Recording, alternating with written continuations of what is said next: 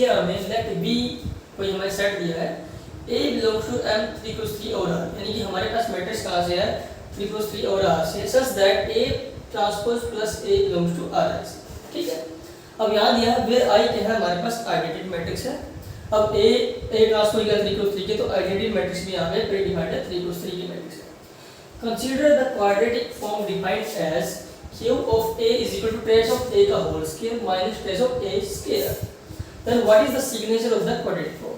यह पूछेगी तो quadratic form का सिग्नेचर क्या होगा। ऑप्शन 1 2 3 4 हमें ऐसे दिया। अब देखो इसमें ट्रिक क्या है, क्या चीजें हमें नोटिस करनी चाहिए एग्जाम। अब देखो मैट्रिक्स ए कहाँ से आ रही है, यहाँ पे देखो मैट्रिक्स ए कहाँ से आ रही है, ए आ रही है M3 और R, यानी 3 क्रॉस 3 मैट्रिसेस, जहाँ से एंट्रीज कहाँ से R से, such that A plus A transpose कहाँ जा रहा है RI।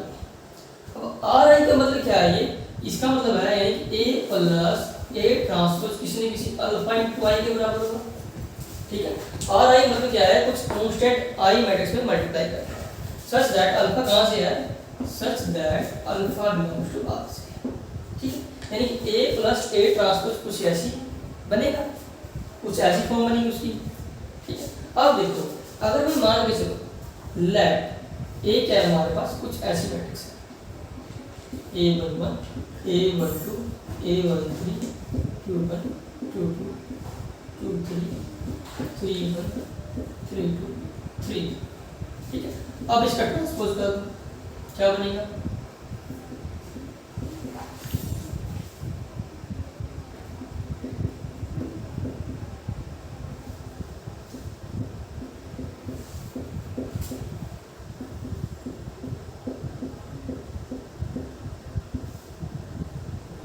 किसके बराबर है, अल्फा इंटू आई के, यानी कि 3 क्रॉस 3 की आइडेंटिटी मैट्रिक्स। अब देखो, अब यहाँ से देखो अगर मैं सम करो इन मैट्रिक्स, क्या बनेगा यहाँ से A11 plus A11 is equal to 1, यानी कि twice of A11 is equal to alpha into 1, क्योंकि अल्फा भी तो मल्टीप्लाई है यहाँ पे, अल्फा इंटू 1 यानी कि अल्फा, यानी कि 2A11 क्या आ गई अल्फा। सिमिलरली 2A22 वो भी क्या आएगा अल्फा आएगा, सिमिलरली 2A33 क्या आएगा वो भी अल्फा आएगा, और अल्फा कहाँ से है, अल्फा हमारा रियल नंबर है कोई, ठीक है। अब देखो अगर मैं इसका सम दूं यानी कि A12, ठीक है, प्लस A21 वो क्या है 0, दिस इंप्लाइज दैट यानी कि A12 क्या है माइनस ऑफ A21 के बराबर, ठीक है। अगर मैं इसको पूरे को ऐसे समअप में लिखना चाहूँ, यानी कि Aij is equal to minus Aji किसके लिए, for all I not equal to 0, ठीक है। यानी कि नॉन डायगोनल एंट्रीज के लिए क्या है हमारे पास Aij माइनस Aj के बराबर है, यानी कि यहाँ से जो हमारी मैट्रिक्स क्या बन के आई वो A क्या बन रहा था, यहाँ से मेन काम क्या था हमारा A को ढूंढना। अब जब A हमने ढूंढ लिया है, A हमारे पास यहाँ से प्रॉपर बन जाएगा, तो यहाँ पे हम QA निकालेंगे, यानी कि A में यहाँ पे मैट्रिक्स पुट करेंगे, ट्रेस ऑफ A स्क्वायर निकालेंगे माइनस ट्रेस ऑफ A का होल स्क्वायर, यहाँ से क्या बनेगा हमारे पास क्वाड्रेटिक फॉर्म बनेगी।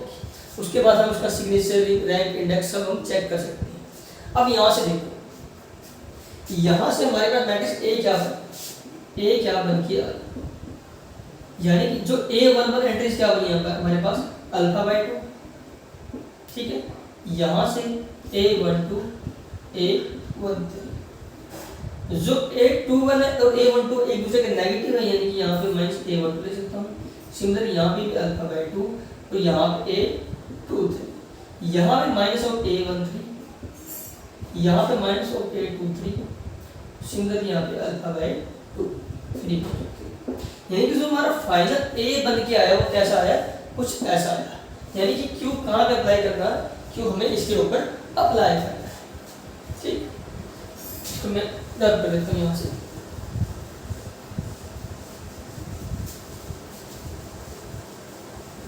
अब देखो Q अप्लाई करने से पहले निकालना क्या है, ट्रेस ऑफ A का होल स्क्वायर। अब ट्रेस ऑफ A क्या होगा, सम ऑफ डायगोनल एंट्रीज, यहाँ निकालते हैं। ट्रेस ऑफ A क्या होगा, वो alpha by 2 plus alpha by 2 plus alpha by 2, यानी कि 3 अल्फा बाय 2 आ गया, ठीक है। अब निकालना है ट्रेस ऑफ A का होल स्क्वायर। ठीक है, ट्रेस ऑफ ए का स्क्वायर। अब ए स्क्वायर निकालें, कुछ ऐसे निकालें, ए इंटू ए करेंगे, ए इंटू ए करेंगे।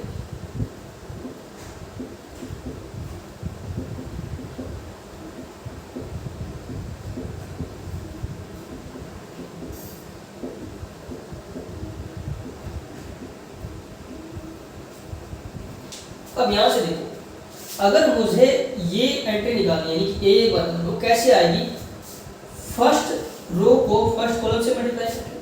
अब ए टू टू एंट्री कैसे आएगी, सेकंड रो को सेकंड कॉलम से मल्टीप्लाई करके। ए थ्री थ्री ये एंट्री हमारे पास कैसे आएगी, थर्ड रो को थर्ड कॉलम से मल्टीप्लाई, क्योंकि हमें अगर डायगोनल एंट्रीज हमें मिल गई तो उनका सम कर देंगे तो रेशियो ए स्क्वायर आ जाएगा। तो यानी कि हमें क्या करना है, सिर्फ और सिर्फ पहली रो की पहली कॉलम से, दूसरी रो की दूसरी कॉलम से, तीसरी रो की तीसरी कॉलम से मल्टीप्लाई करके हमें क्या करना है, सम करना, वो आ जाएगा ट्रेस ऑफ ए स्क्वायर। यानी कि ट्रेस ऑफ ए स्क्वायर क्या आएगा, फर्स्ट रो की फर्स्ट कॉलम से मल्टीप्लाई करेंगे, क्या आएगा, अल्फा स्क्वायर बाय 2 माइनस के ए 1 का स्क्वायर माइनस के ए 1 3 का स्क्वायर। ठीक है, प्लस कर रहा हूं साथ के साथ में, क्योंकि हमें a11 a22 a33 क्या करना है, ए स्क्वायर की एंट्रीज का सम करना है। पहले सेकंड रो की सेकंड कॉलम से अगर हम मल्टीप्लाई करता हूं तो क्या आता है, यहाँ पे देखो, माइनस का a12 का स्क्वायर प्लस का अल्फा स्क्वायर बाय 4, ठीक है, और माइनस का आता है a23 का स्क्वायर। सिमिलरली अगर थर्ड रो की थर्ड कॉलम से मल्टीप्लाई करता हूं तो यहाँ से क्या बनता है, माइनस a13 का स्क्वायर, ठीक है, माइनस a23 का स्क्वायर, ठीक है, प्लस आता है अल्फा स्क्वायर बाय 4। ठीक, अब देखो ट्रेस ऑफ ए स्क्वायर आ गया, ट्रेस ऑफ ए आ गया। अगर इसको थोड़ा कॉन्ट्रैक्ट फॉर्म में लिखो तो क्या बनेगा, यहाँ से alpha square by 2 alpha square by 2 alpha square by 2, यानी कि 3 अल्फा स्क्वायर बाय 4 है, 3 अल्फा स्क्वायर बाय 4।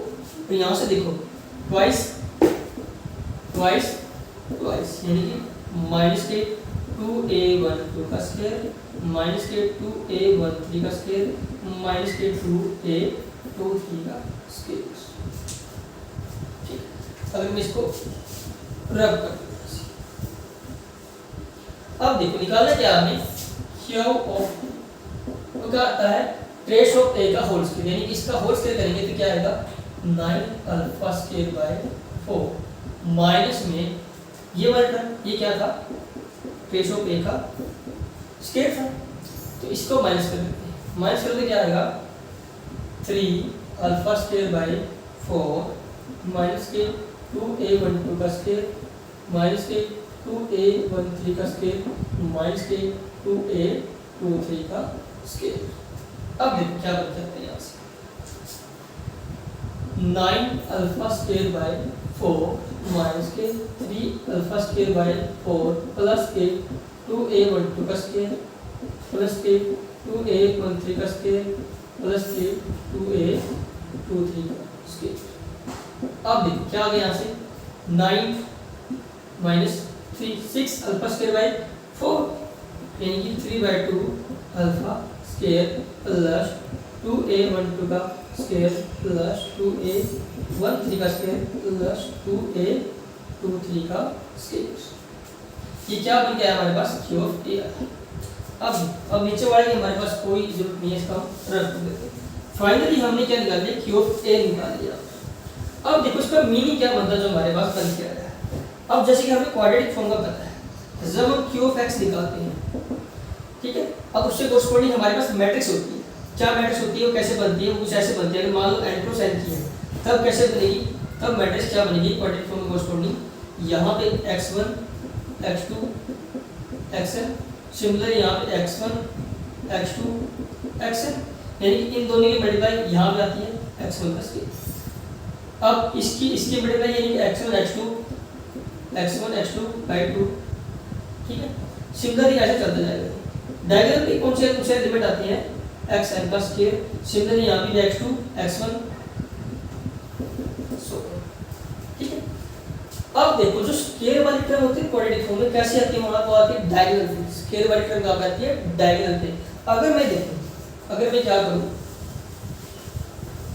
अगर मैं अल्फा A12 A13 दिखने में थोड़ा अजीब लगे तो अलग नाम दे दे, मान लो इसको हम x नाम दे दूँ, इसको y दे दूँ, इसको z दे दूँ, इसको t दे दूँ, तो यानी कैसा दिखेगा ये, क्या of a is equal to 3/2 of x square plus 2 y square plus 2 z square plus 2 t square. x y नाम इसके लिए x अल्फा को x दे दिया, a12 को y दे दिया, a13 को z दे दिया और a23 को t दे दिया। अब देखो अब कुछ अच्छा सा लग रहा है, कुछ हमारी नोटेशन लग रही है जो हम डेली लाइफ में यूज कर रहे हैं, क्योंकि ये दिखने में थोड़ा अजीब लगता है। नोटेशन को थोड़ा सा समझो, थोड़ा सा जानो। अब देखो इसको क्या, इससे कोरिस्पोंडिंग हमारे पास मैट्रिक्स क्या बनेगी, इससे कोरिस्पोंडिंग हमारे पास मैट्रिक्स क्या बनेगी, 4 की बनेगी। क्यों? क्योंकि square x square y square z square t square जितने x1 x2 x3 xn तक होता है स्क्वायर होते हैं वो डायगोनल में आते हैं, यानी कि यहाँ पे आएगा 3/2 स्क्वायर वाली टर्म है, यहाँ पे 2 आएगा, यहाँ पे भी 2 आएगा और यहाँ पे भी 2 आएगा। अब ऑफ डायगोनल यहाँ भी सारी एंट्री 0 आएंगी, यहाँ पे भी सारी एंट्री 0 आएंगी। ठीक है, ये क्या है, ये क्वाड्रेटिक फॉर्म जो बन के आई उससे कोरिस्पोंडिंग हमारे पास एक डायगोनल मैट्रिक्स आ गया। अब जब डायगोनल फॉर्म में हम जब रिड्यूस कर देते हैं मैट्रिक्स को, डायगोनल फॉर्म में जब बना देते हैं तब रैंक क्या होता है, इसका रैंक क्या होता है, number of non zero entries in the diagonal. ठीक है, डायगोनल में नॉन जीरो एंट्री कितनी है हमारे पास, 4, यानी कि रैंक क्या होगा 4, r कितना हो गया 4, यानी कि रैंक इज इक्वल टू 4। अब यहाँ से इंडेक्स क्या होता है, इंडेक्स होता है 2 into p। p क्या है, number of positive values in the diagonal. ठीक है, डायगोनल में पॉजिटिव सभी पॉजिटिव हमारे पास 2 into p यानी कि 4 की 4 पॉजिटिव यानी कि 8 आ गया, 2 into 4 is equal to 8। Signature क्या होता है 2p minus r, जो 2p किया था और r ही, यानी कि 8 minus के 4 इज इक्वल टू 4, यानी कि सिग्नेचर क्या आ गया हमारे पास 4 आ गया, यानी कि सारी जो डायगोनल में एंट्रीज क्या है वो सारी पॉजिटिव, इसलिए हमारा सिग्नेचर क्या आया 4 आया, यानी कि प्लस प्लस प्लस प्लस। तो यानी कि सिग्नेचर हमारे क्या आ गया, कोरिस्पोंडिंग आगे क्वाड्रेटिक फॉर्म का प्लस प्लस प्लस प्लस। क्यों आया प्लस प्लस, यानी कि सारी जो हमारी एंट्रीज है डायगोनल में वो पॉजिटिव बन रही है, इसलिए हमारा रैंक 4 बना, इसलिए 2p जो हमारे इंडेक्स है कितना बना 8 बना, और यहीं से हमारा जो सिग्नेचर है वो 4 बना। सिग्नेचर 4 बने का सारी एंट्रीज क्या है प्लस प्लस प्लस, यानी कि ऑप्शन जो हमारा 1 है वो हमारा करेक्ट ऑप्शन है इस क्वेश्चन। तो मिलते हैं हम अगले लेक्चर में, तब तक बने रहे हमारे साथ। Thank you.